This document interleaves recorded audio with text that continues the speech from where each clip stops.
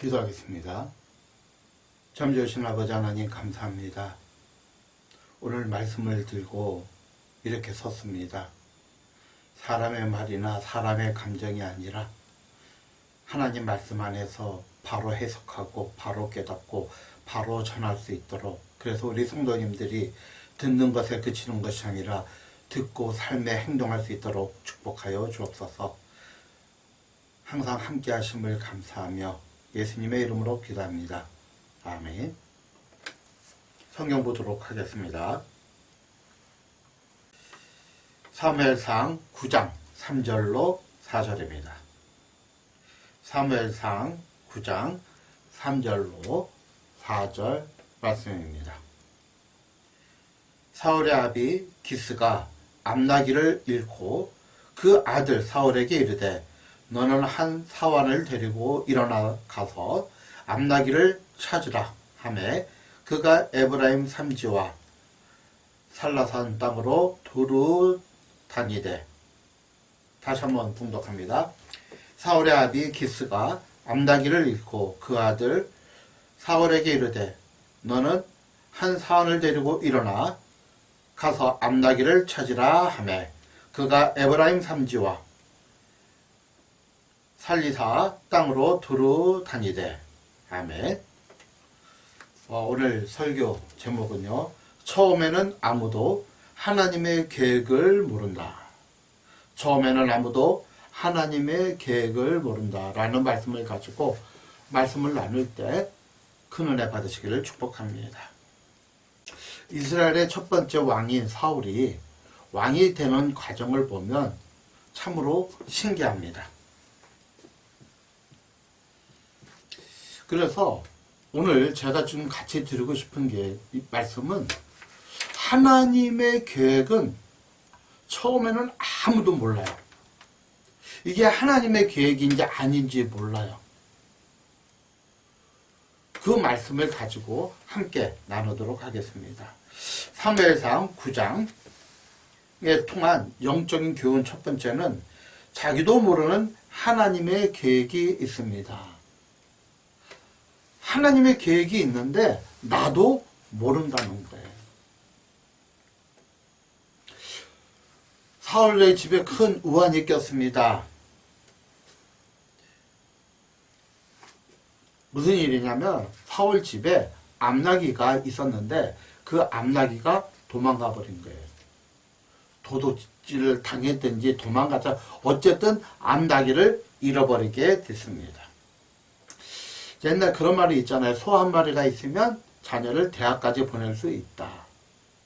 마찬가지로 당시 암나기는 재산 형성에 아주 큰 역할을 했다고 합니다. 순나기보다 암나기를 훨씬 더 귀하게 여겼다. 왜냐하면 새끼를 낳을 수 있잖아요.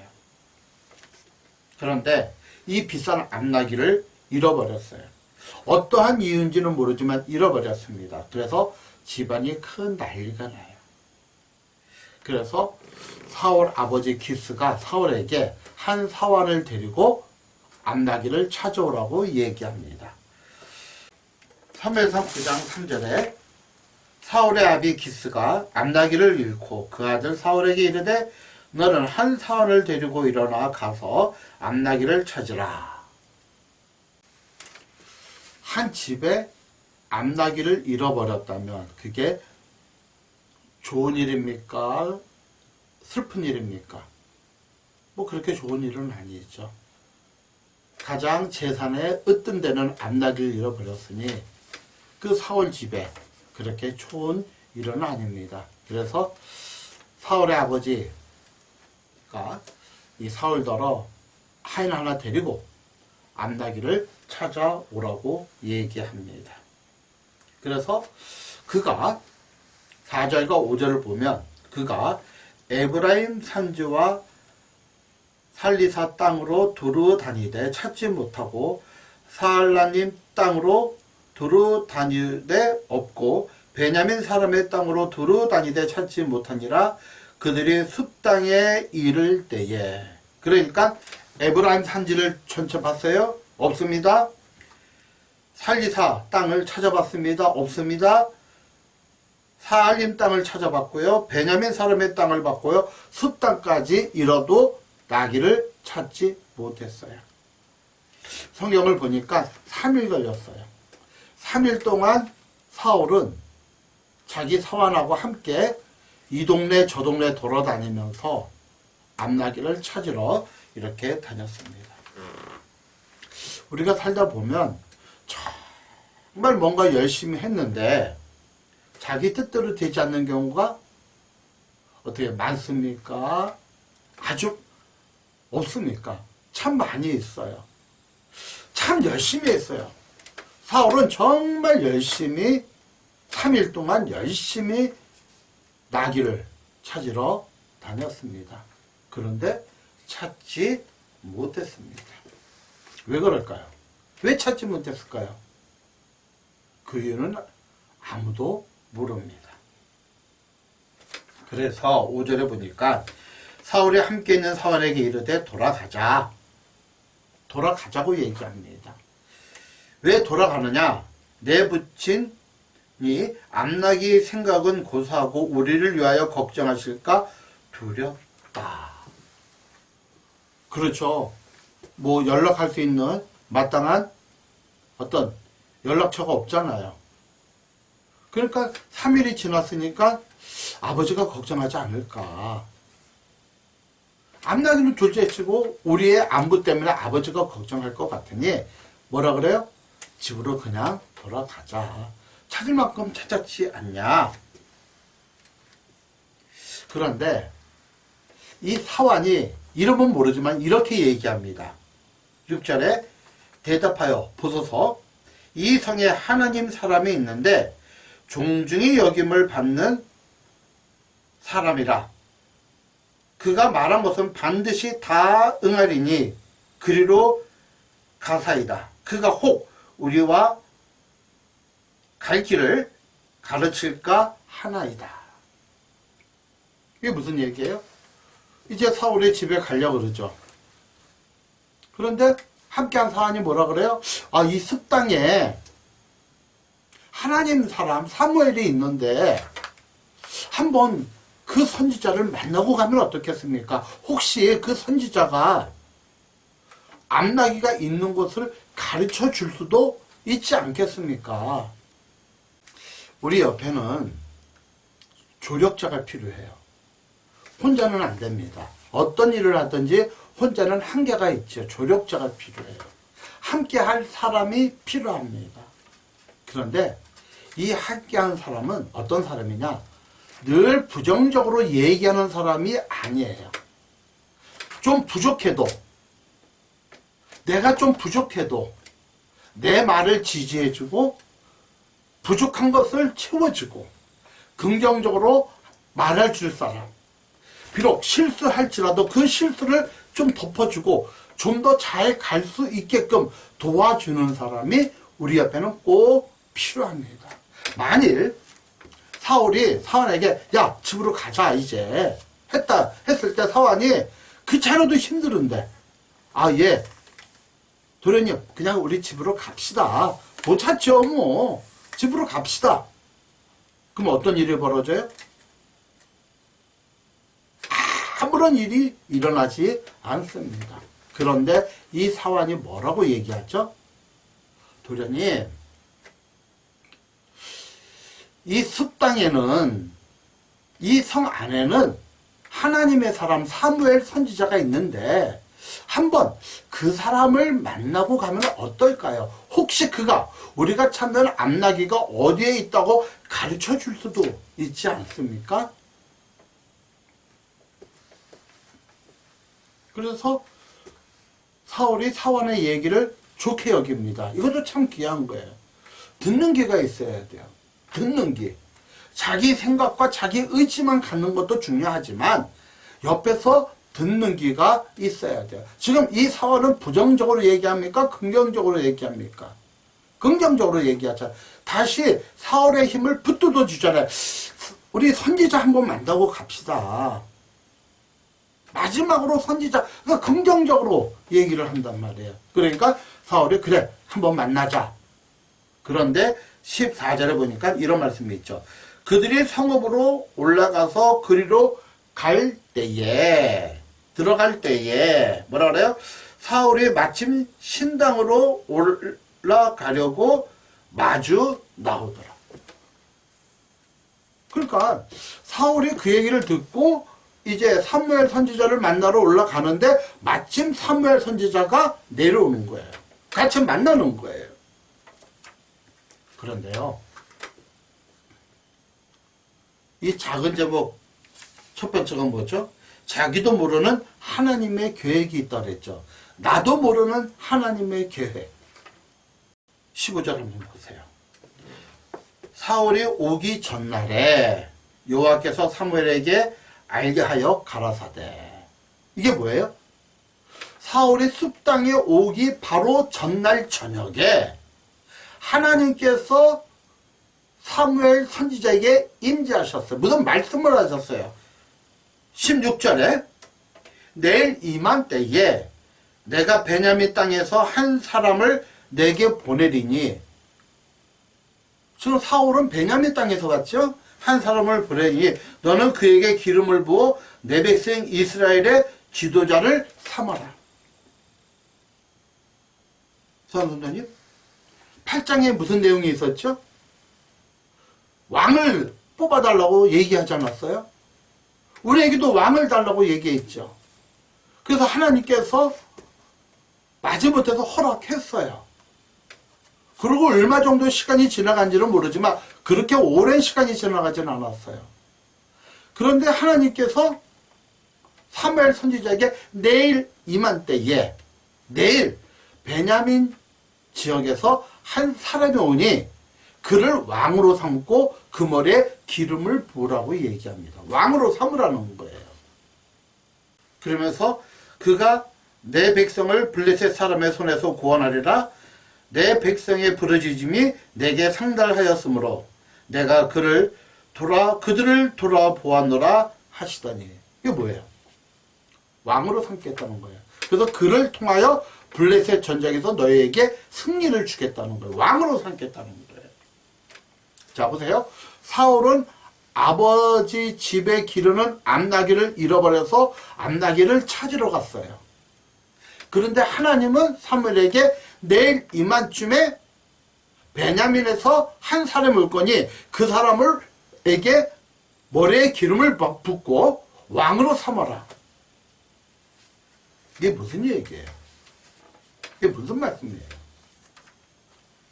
그러면 아버지 집에 잃어버린 암나귀는 누가 훔쳐갔습니까? 스스로 도망갔습니까?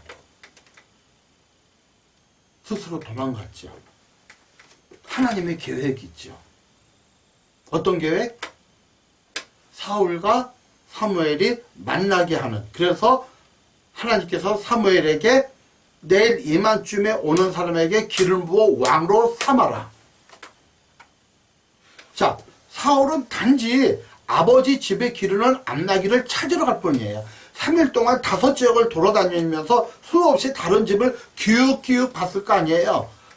암나귀가 있나 없나 또 물어볼 거 아니에요. 이 동네에서 혹시 암나귀를, 평상시에 안 보이던 암나귀를 새로 산 사람이 있습니까?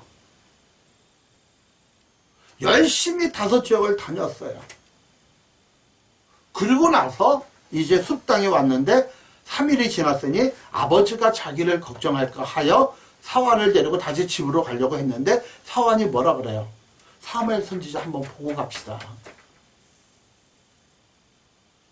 사환님,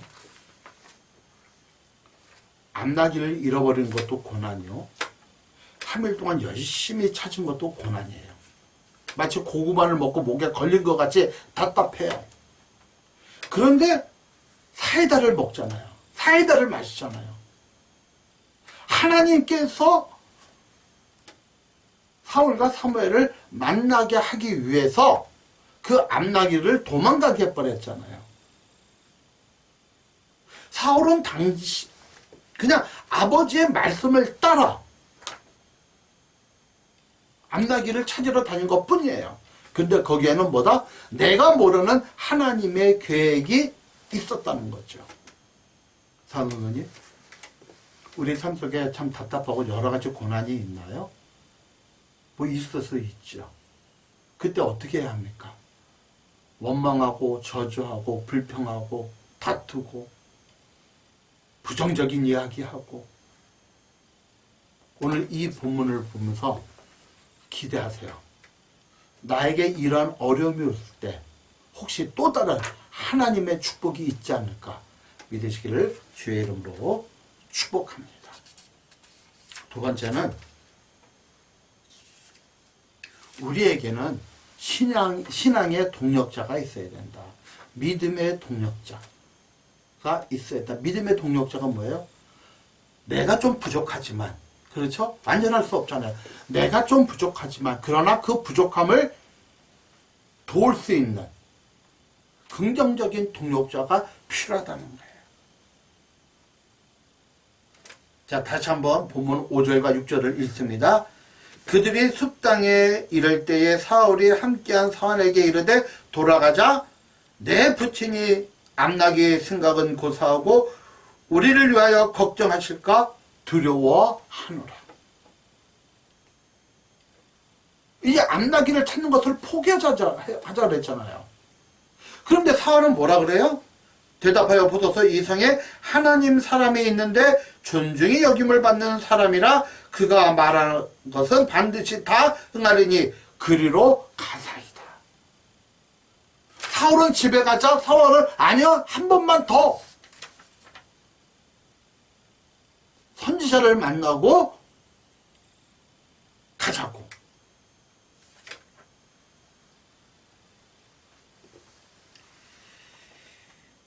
사모님, 여러분의 옆에는 누가 계시죠? 내 옆엔 누가 있습니까? 늘 긍정적으로 내 생각을 돕는 사람이 있습니까? 아니면 부정적으로 내 생각을 막는 사람이 있습니까? 내 옆에서 내가 좀 부족하더라도 내 이야기를 긍정적으로 하나님 쪽으로 인도해 줄 사람이, 함께 해줄 사람이 필요하다는 거죠. 만일 사환이 아이 그래요, 아이 집에 가요, 뭐 못 찾을 거 그러니까 집에 가요 하면 아무런 일이 일어나지 않아요. 근데 하나님은 이미 사무엘 선지자에게 하루 전날 베냐민 사람이 올 거니 그에게 기름을 부으라. 그와 유사한 사건이 성경에 또 기록이 되어 있습니다. 열왕기하 5장에 유사한 이야기가 나옵니다. 나아만 장군의 이야기입니다. 1절에 보니 아람 왕의 군대 장관 나아만은 그 주인 앞에 크게 존귀한 자니 그는 여호와께서 전에 저로 아람을 구원하게 하셨음이라. 저는 큰 용사나 문둥병자였더라. 이 사람 어떤 사람이에요? 군대 장관입니다. 존귀한 자입니다. 아람을 구한 민족의 영웅입니다. 큰 용사입니다. 그런데 문둥병자입니다. 이때 나아만 장군 아내의 시종이 있었어요. 여종이 있었어요. 이 여종은 이스라엘에서 포로로 잡혀온 아이예요. 그러니까 자기 장군 보니까 이 문둥병자로 고생하고 있는 걸 보고 자기 주인에게, 여주인에게 얘기합니다. 우리 고향에 엘리사 선지자가 있는데 우리 주인이 그분을 만나면 이 문둥병이 치료될 수 있습니다. 자, 여러분은 어떻게 생각해요? 노예로 끌려온 아이예요. 근데 자기 주인이 나아만 장군이 정복한 나라에 선지자가 있대요. 그를 만나면 나아만 장군의 병이 날 수도 있대요. 믿겠습니까? 믿지 않겠습니까? 그런데 나아만 장군 아내가 이걸 믿어버렸어요. 그래서 나아만 장군에게 얘기합니다. 근데 나아만 장군이 그 얘기를 좋게 여깁니다. 그래서 나만 장군이 아람 왕에게 얘기하고 이스라엘로 이제 떠나갑니다. 열왕기하 5장 9절로 10절을 보니까 나만이 이에 말들과 병거들을 거느리고 이르러 엘리사 집 문에 서니 엘리사가 사자를 저에게 보내어 가로되 너는 가서 요단강에 몸을 7번 씻으라. 내 살이 여전히 깨끗하리라. 무슨 얘기예요?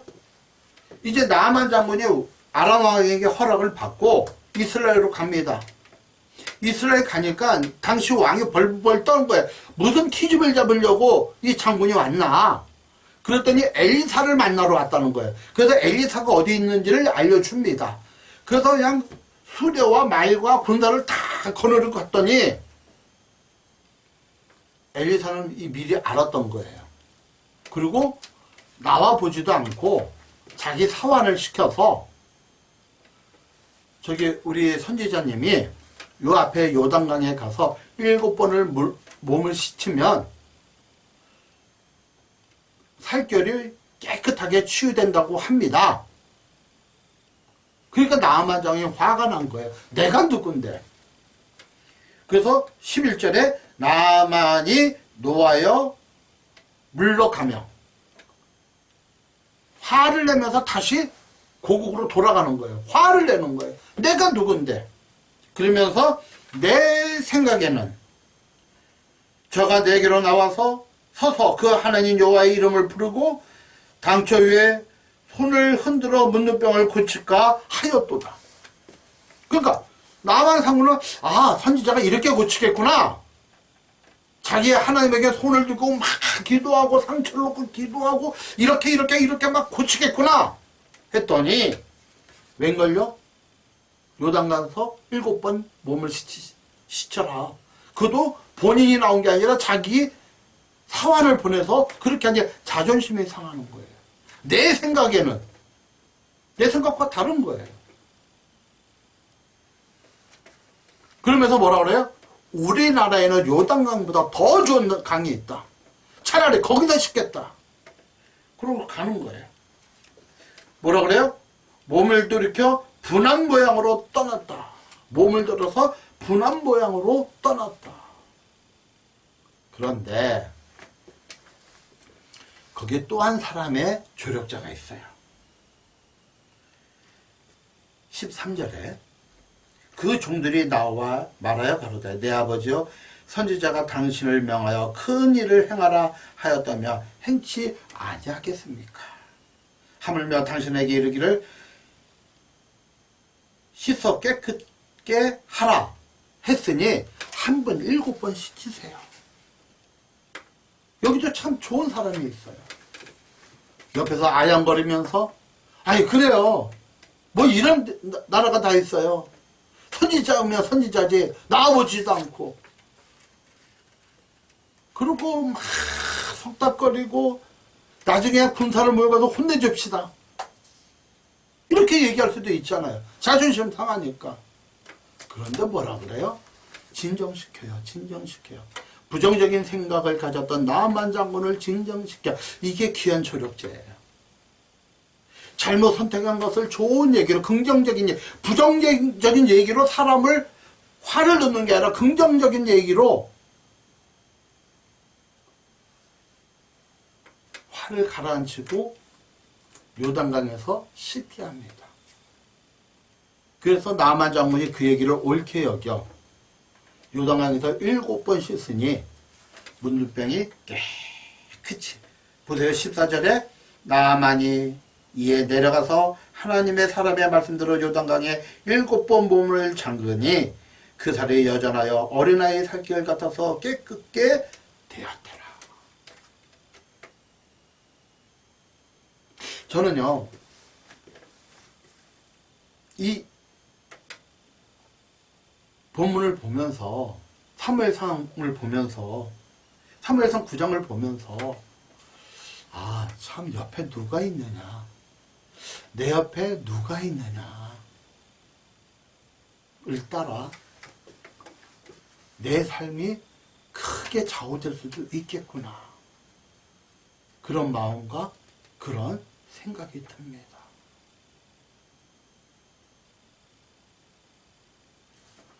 사울에게 사환이 없었더라면 사무엘을 만나지 못하고 양도 찾지 못했어요. 나아만 장군이 집에서 노예로 부리는 그 계집아이가 없었다면, 그리고 분노를 내고 다시 고으로 돌아갈 때 그 옆에 종들이 없었다면, 부관이 없었다면 그는 평생 문둥병으로 죽고 말았습니다. 우리 옆에 누가 있어야 되죠?